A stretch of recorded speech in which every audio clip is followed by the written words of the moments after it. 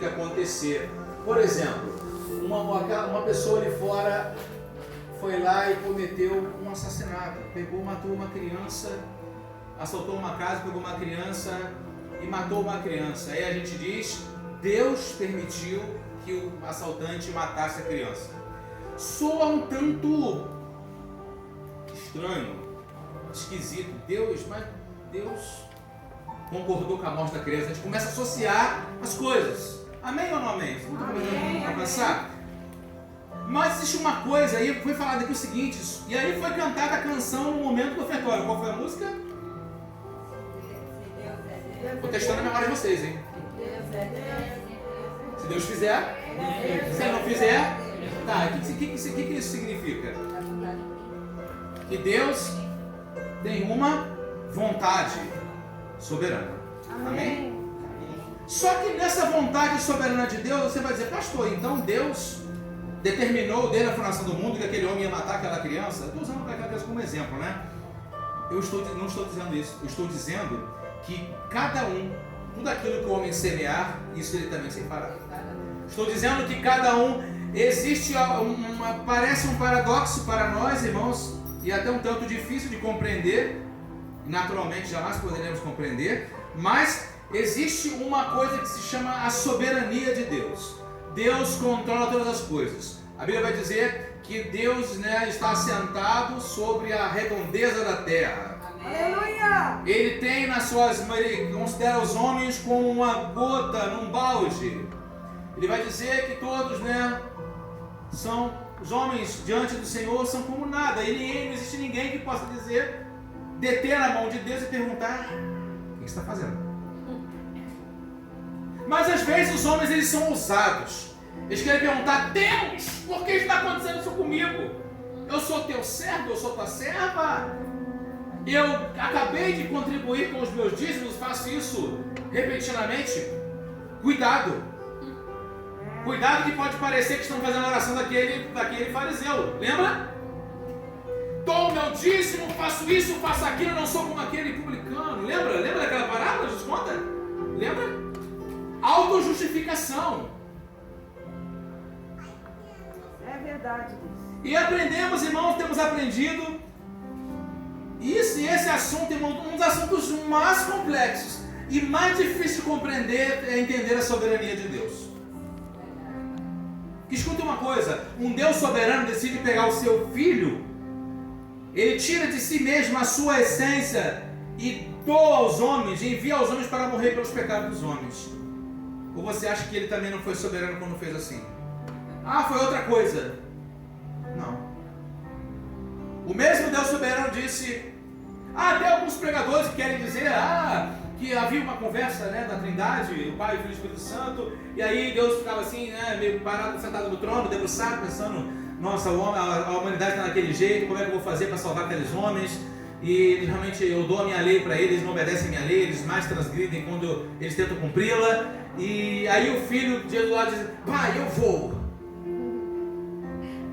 Parece uma história de super-herói, Parece uma coisa meio, ficção. Mas, irmãos, quando nós lemos que a Bíblia vai dizer que o Cordeiro, ele foi morto desde a fundação do mundo, antes da fundação do mundo, Paulo vai falar isso. Paulo, por revelação do Espírito, vai dizer que o Cristo ele foi morto antes da fundação do mundo. Aí você começa, peraí. Aí você começa a cantar a música do Fernandinho, aquela estrofe, Os teus planos são maiores do que os meus, os teus caminhos são mais altos que os meus. Aí você começa a compreender, porque foge, irmãos, à nossa compreensão. Só que contra isso, irmãos, existe a soberania, a responsabilidade e a liberdade. Três coisas que caminham paralelamente, irmãos, e nenhuma anula a outra. Aleluia. E aí os homens vão dizer: aconteceu tal coisa e Deus foi surpreendido. Deus foi surpreendido quando Caim matou Abel. Tadinho da gente, irmãos. Tadinho da gente. Jesus. A prova de que não foi, irmãos, qual foi a prova? Lá no início, lá no texto está dizendo lá, falou o que para ele? Olha, vem cá, cadê teu irmão, Abel? Caim, cadê teu irmão? Deus espreitou Caim ali. Vem cá, se eu tivesse feito bem, você não receberia o bem? Deus teve um diálogo com Caim, irmãos, tão profundo, que ele foi lá atrás, quando cada um fez o oferecimento do seu sacrifício, da sua oferta para Deus. Oh, Deus, aleluia. Eu quero dizer para vocês, irmãos, que nós estamos diante de uma palavra, da palavra de um Deus que é soberano de verdade mesmo. Ele é soberano de brincadeira. Ele é soberano de verdade mesmo. Glória a Deus. Ele não tem superpoderes. Ele é o Todo-Poderoso. Aleluia. Porque se ele tivesse poderes, né, ele poderia perder os poderes, mas ele é o próprio poder. Havia um irmão, amigo nosso, Carlos Manai, que dizia que ele é o poder. Ele brincava aqui com a juventude na época. Quem lembra disso? O pessoal da época da juventude. Aleluia. E aí, irmãos, existem umas coisas, eu quero rapidamente falar com vocês. Porque uma das coisas que o homem mais quis, irmãos, o mais pecador, ele desejou ter desde o princípio, é uma autonomia e desvencilhar-se do senhorio de Deus na vida dele. Quer ver isso? Gênesis, abre sua Bíblia no Gênesis, capítulo 3, versículo 5. Gênesis 3, 5. Olha só o que está escrito lá. Mesmo esse homem, né, entendendo que ele está diante de um Deus, encarando um Deus que se revela como absoluto, soberano, ou seja, o pecador leva esse ser humano a não querer nem a presença de Deus, nem o controle de Deus sobre a vida dele. Versículo 5, Gênesis 3, fala assim: porque Deus sabe que no dia em que dele comerdes, vos abrirão os olhos, e como Deus sereis conhecedores do bem e do mal. Você sabe que essa frase foi a serpente que falou para Eva ali. Então, você sabe muito bem, irmãos, lá o apóstolo São Pedro, ele vai dizer que, na sua carta, na sua epístola, ele vai dizer que o homem, ninguém diga de Deus o tentado, que Deus não pode ser tentado Deus não pode ser tentado pelo mal, mas acontece o quê? O homem é tentado pelo engodo, pelas suas próprias concupiscências, pelos seus próprios desejos. Então a serpente, quando fala isso para Eva, na verdade ela está tentando ali, ela percebeu o ambiente, e ela lança a proposta. E aí o versículo 8, após eles cometerem essa desobediência contra Deus, o versículo 8 fala para nós o seguinte: quando ouviram a voz de Deus, quando ouviram a voz do Senhor Deus, que andava pelo jardim na viração do dia. Que coisa profunda, né, irmãos? Deus desceu na terra para falar com o homem, né? Que coisa mais profunda, né? Não era anjo, não era uma representação dele, ele próprio vinha para conversar. É por isso que nós temos que entender, irmão, que a relação que Deus tem com o homem, quando ele usa isso através do seu filho, nos resgatar, irmão, essa relação deve ser levada a sério. Amém. Ele quer nos visitar todos os dias. Na verdade, hoje na Nova Aliança, ele não mais visita, né? Ele habita. Aleluia. Antes ele vinha, ele descia e voltava. Agora ele mora. Agora somos a sua casa.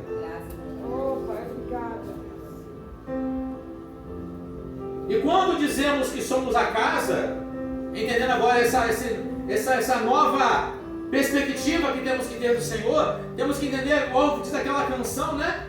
Sou a tua casa, né? Toma o teu lugar, muda as coisas de lugar. Porque alguém que é dono da casa tem a autoridade, o direito, a soberania de colocar as coisas aonde ele achar que for melhor nessa casa. Porque casa não tem mais. Casa não tem pessoa. A casa não tem mais. Casa não pensa. Casa, onde você colocar os objetos, ela manterá no lugar os objetos. Casa não tem, casa não pensa, casa não determina, casa não tem vontade. Casa apenas, se ela diz que pertence a um senhorio dela, aonde esse senhorio colocar cada coisa, ficará muito bem, porque o senhorio está determinando o lugar de cada coisa naquela casa. Só que às vezes parece que essa casa ganha voz, ganha cérebro e quer meio que... Não, aí não. Aí nesse lugar não. Aí é complicado, aí me trabalha, aí vai mexer com a minha estrutura, aí acontecer diversas coisas. Podemos também entender, irmãos, que Satanás fez uma promessa para os homens, para o primeiro casal, qual foi, irmãos? De tornar eles autônomos. Autônomos. A verdade, irmãos, que essa questão de princípio e autoridade sempre foi um problema desde o princípio. Sempre foi. Às vezes a gente percebe hoje questões complexas de autoridade, de entender a autoridade de alguém sobre a vida do outro, e tantas coisas mais sobre isso. Isso já é antigo. Isso vem de longe.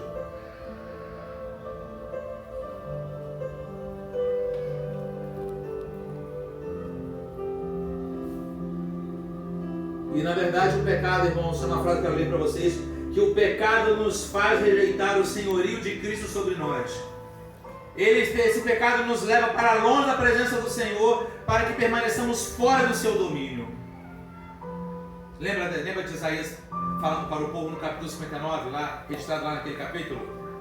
Eis que as mãos do Senhor não estão encolhidas para que eu não possa salvar, nem os ouvidos agravados, fechados, para que não possa ouvir. Aí o profeta disse que lá, mais o que? Mais são os vossos pecados que vos separam dele. Pecado.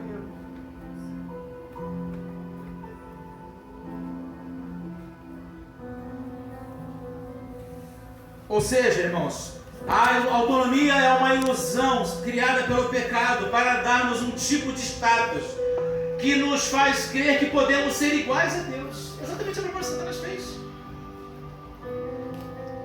Eu sei o que é melhor para a minha vida. Sabe? Não tem problema não sei o que eu vou fazer nessa situação.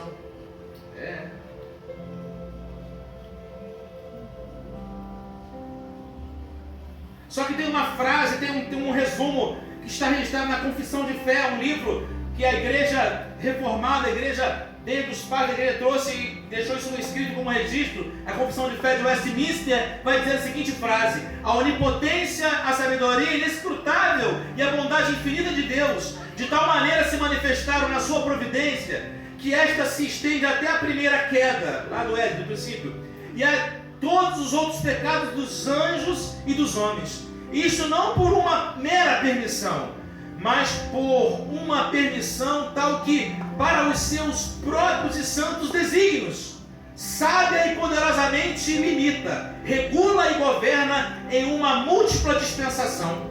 Mas essa permissão é tal que a pecaminosidade dessas transgressões procede tão somente da criatura e não de Deus, que sendo santíssimo e justíssimo, não pode ser autor do pecado e nem pode aprová-lo.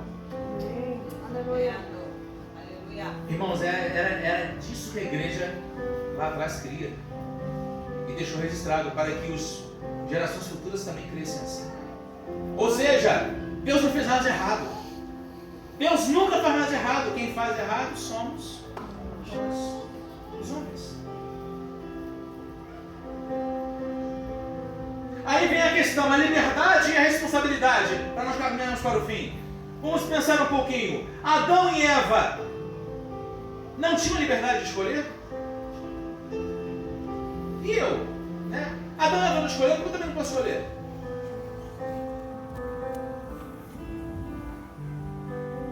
Por acaso eu tenho liberdade de escolher fazer o que eu quiser? O que o apóstolo São Paulo, pensando nesse assunto, ele vai dizer? Todas as coisas são lícitas, mas nem tudo me convém.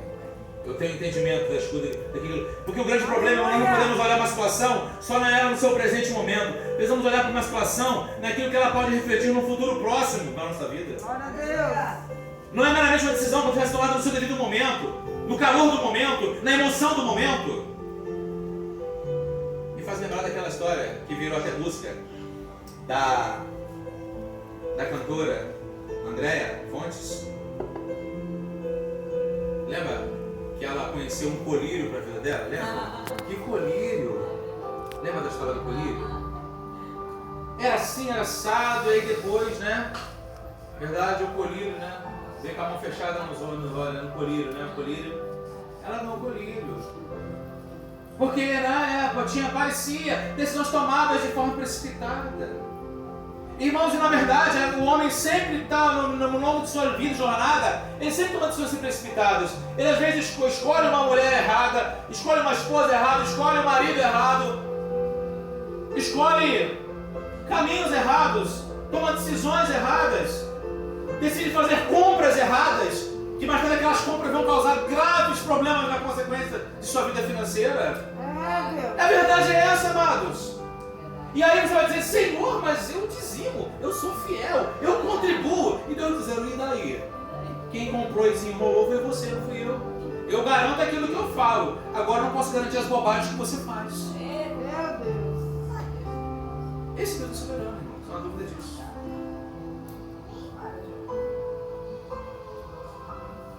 Ou seja, o homem não tem essa liberdade. O homem tem liberdade? Sim, o tem, mas ele não tem essa liberdade autônoma, quero titular assim. Ou seja, a liberdade foi criada e instituída por Deus e pertence aos seus agentes livres. Ou seja, isso tem que ser harmonizado com as Escrituras, à medida que nós entendemos que a nossa responsabilidade não deriva de uma suposta liberdade autônoma. Ou seja, vou fazer isso comigo, não sei o quê. Deus garante. Tem uma coisa, irmãos, que nós às vezes esquecemos e acabamos levando isso para a vida de uma maneira muito irresponsável e muito temerária. É um mandamento que diz lá na lei, e que ele, irmãos, ele é muito real e presente para a nossa vida. Não tomarás o nome do Senhor teu Deus em vão. Irmãos, o que o povo de Deus mais faz, irmãos, é ficar tomando o nome de Deus em vão. Irmãos, o cuidado com o nome de Deus, Yahvé, era tão profundo, irmãos, que até mesmo na hora dos escribas, irmão, escriba não era partido político não, tá? Porque às vezes é escriba, fariseu, saduceus, né? Mas parece que é partidos, né? Políticos, né? Povos, né? Escribas eram aquelas pessoas que têm de escrever. Eram os escrivãos que você conhece hoje, né? Tá lá no tribunal ou no cartório, é o escrivão, é a pessoa que registra os fatos. Quando ele estava escrevendo, irmãos, a lei de Deus, irmãos, os pergaminhos, estavam usando uma caneta, estavam usando lá uma caneta, não tinha bico naquela época não. Estavam usando lá, né? A pena lá, a tinta, né? Olha só que trabalho, né? E molha e tal. Escrevendo, irmãos. E quando eles iam escrever, fazendo cópias, né? Porque eles olhavam o livro antigo, anterior, para escrever no pergaminho novo, né? No papiro. E aí, irmãos, como é que eles faziam? Quando aparecia ali, agora escrevia ali Deus, peraí. Quando eles escreviam Deus, eles saíam dali, trocavam de roupa, iam se lavar. Trocavam a caneta que escreveram para escrever o nome de Deus numa caneta diferente, irmãos. Tal era o zelo e a santidade que eles tinham para com o nome de Deus. Por quê? Porque tinham medo de Deus? Não, porque entendiam que Deus era um Deus soberano, um Deus que governa, um Deus que é Senhor de tudo. Amém. Não podemos esquecer disso.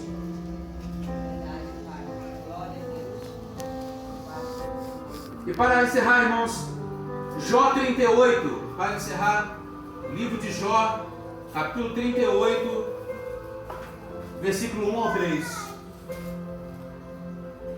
Jó 38, do 1 ao 3.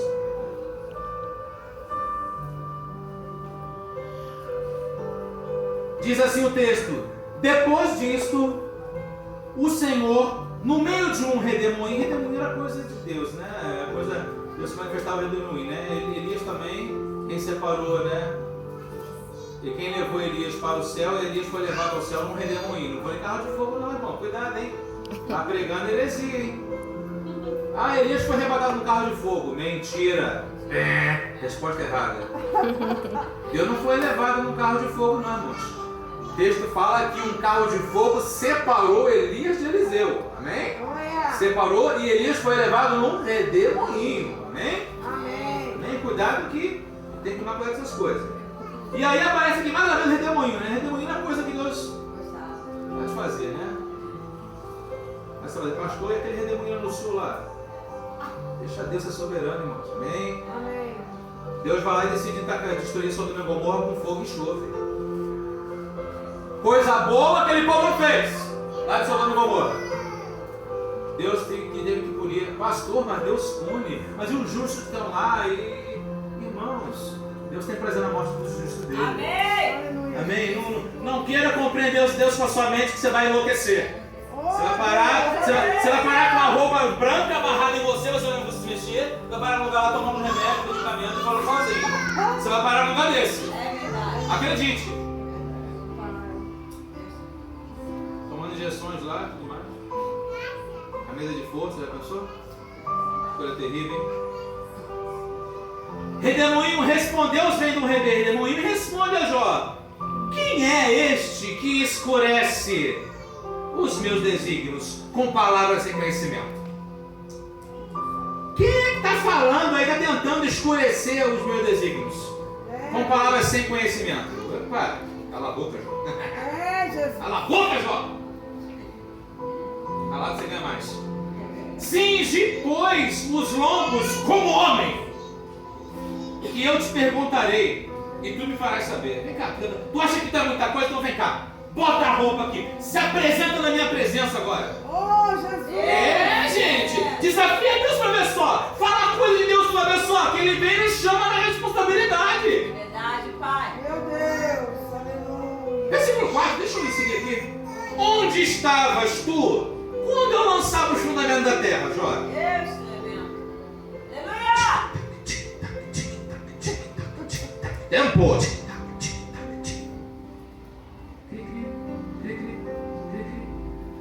Jó não respondeu nada. Aleluia. Dízimo! Fala pra mim se você tem entendimento, se você sabe. Fala pra mim. Fala pra mim.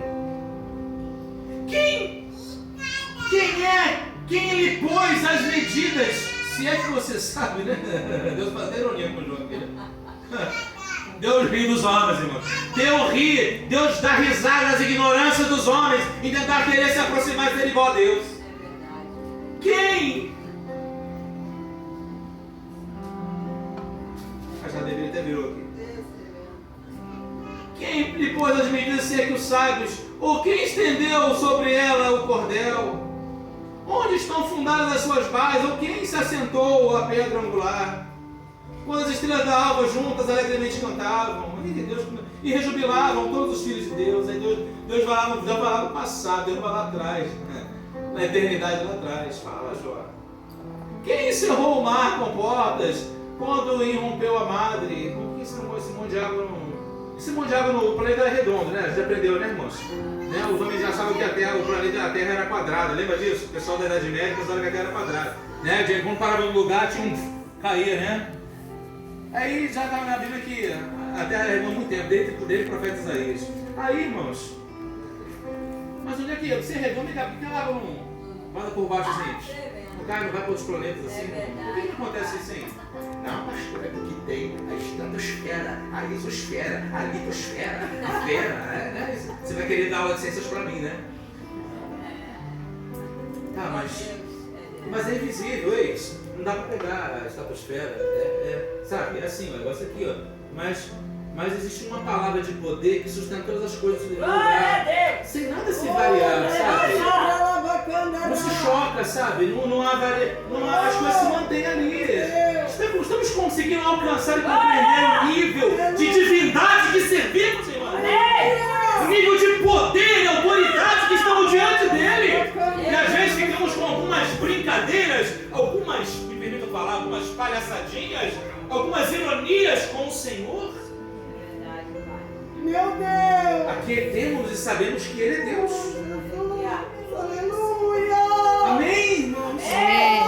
Irmãos, Deus é um cara maneiro. Jesus é maneirão. Jesus é um cara esperto. Jesus é joia. Jesus.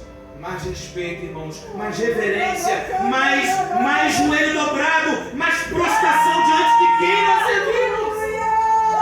Mas muita igualdade, irmãos. E maior é Ele. Mantenhamos os inferiores a Ele. Meu Deus. Há muita igualdade. Talvez seja esse o grande problema com a comunidade cristã hoje, Oh, querendo estar no mesmo patamar de igualdade. Amém. Meu Deus. Aleluia. Jesus é Filho de Deus. Isso também nós somos considerados co-herdeiros e filhos também filhos de Deus. Então Jesus Cristo é nosso irmão. Até aí tudo bem? Ok, até aí tudo bem. Só que ele é nosso irmão mais velho. Mas ele não é irmão para a gente ficar fazendo gozação e brincadeira com ele. Não é irmão para a gente ficar desrespeitando. Porque ele não é irmão, só irmão da gente. Ele é Senhor. Ele é que nos resgatou. E se ele nos resgatou, há sobre ele uma autoridade que é dada pelo Pai, para que ele tenha um senhorio sobre a nossa vida, nossas ações, dirige nossos passos. Por isso que Paulo vai dizer que Deus, o Pai, o exaltou soberanamente. Ele deu o nome acima de todo mundo, para que a palavra dele no céu, na terra e debaixo da terra. E toda língua confesse que Jesus Cristo é meu camaradinha. Não, Jesus Cristo é Senhor. Senhor, diga Jesus Cristo. Jesus Cristo É Senhor. é Todos Senhor. não falaram, diga Jesus Cristo. Jesus Cristo é Senhor. Se a gente não falar isso agora, o que sabe acontecer? Vai chegar um dia que a gente querendo ou não querendo, vai ter que falar. Oh, Deus. Não vai ter opção, vai ter que falar mais tarde. Oh, Talvez no dia que ele mandar, no dia que seja obrigado a falar, não será para estar junto com ele, será para estar bem distante dele. meu Deus. Isso é sério demais. Meu Deus. Nessa noite, irmãos, esse assunto é muito longo e eu preciso parar por aqui. Aleluia. Mas nós vamos falar sobre ele numa ocasião oportuna. Continuar falando sobre ele, entendendo que Deus é um Deus soberano, irmãos. Aleluia. Quer compartilhar. Ele tem planos, propósitos, desígnios. Deus não faz um plano, Deus não faz planos em papel de pão e rascunhos, irmãos. Deus tem decretos eternos para a nossa vida. Crer em Deus soberano, irmãos, é entender isso. É entender Oh, Jesus. que quando a gente começar a perguntar algumas coisas para Deus, Deus, por que minha vida não está indo bem? Você vai ter coragem de ouvir Ele falar para você por que não está bem? Porque a gente faz essa pergunta achando que as coisas, que a gente esteja fazendo a coisa certa e Deus esteja falhando com a gente. E na verdade, irmãos, se Ele for botar o pingo no Z, a gente vai sair daquele encontro chorando, dizendo, me perdoa, Senhor. O errado sou eu. Diz aquela canção, né? O maior vilão sou eu. É verdade. O maior vilão Oh, sou eu. Senhor. O maior vilão sou eu. Sou eu. Aleluia. Fecha os olhos, irmãos. Esse momento de ser do Senhor, nós... A palavra de Deus, irmãos, ela precisa nos humilhar, sabe? Ali tem muitas coisas que devem ser exaltadas pela palavra, mas a palavra dela tem que nos humilhar. Oh, meu Deus, aleluia. Nós temos que descer. Obrigada pela tua palavra. Nós vamos primeiro descer. Aleluia. Descer. Oh, Deus, aleluia. Santo é o teu nome, Deus. Oséias vai dizer lá, né? Conheçamos e prossigamos em conhecer ao Senhor. Canto na ganaia. Rabacanto na garabachai. Obrigada, Jesus, pela verdade exposta, Senhor, nesta noite. Humilhados debaixo da potente mão de Deus, Aleluia. para que a seu tempo Ele vos... A seu tempo, não é o seu tempo, é ao tempo dele, o tempo de Deus. Ao Kairos, não é no Cronos, é no Kairos. Meu Deus, aleluia. Kairos, Deus. Do tempo determinado por Deus.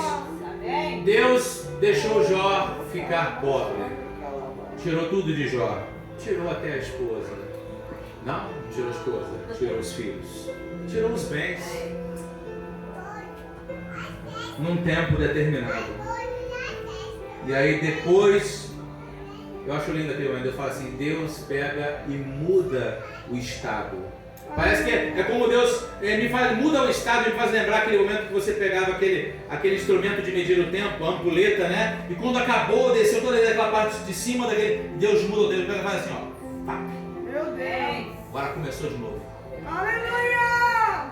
Aí Jó começa a ficar. Glória a E é o seguinte, se a primeira riqueza de Jó foi adquirida com o seu esforço, com a sua diligência, acontece que no segundo momento de Deus começa a mandar homens irem levar as coisas para Jó, sabe? Deus começa a enriquecer Jó através de homens levando coisas para Jó. Sabe, você entende isso, irmãos? Nós compreendemos o quê? Que a primeira riqueza foi para o braço dele? Não, para entender que tudo que nós temos vem de Deus. Amém.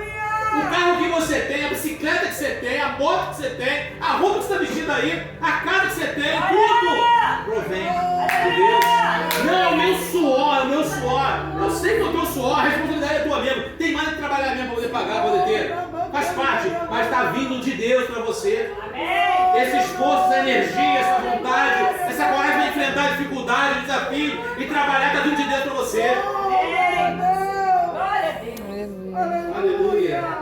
Deus, Tu és soberano sobre nossas vidas, Senhor. Tu és Senhor de nossas vidas. Senhor, revela-nos. Revela-nos, Senhor, a tua vontade soberana, Senhor. Revela-nos, teu Senhor, os teus desígnios. Senhor, foi falado aqui na semana passada, Senhor, que quando Moisés, Senhor, quis mais intimidade contigo, o Senhor falou para ele: eu vou te mostrar apenas, vou te revelar apenas, fica na fenda da rocha. Fica apenas na fenda. aleluia. Porque, Senhor, se o Senhor se apresentasse face a face com ele diante dele, Senhor,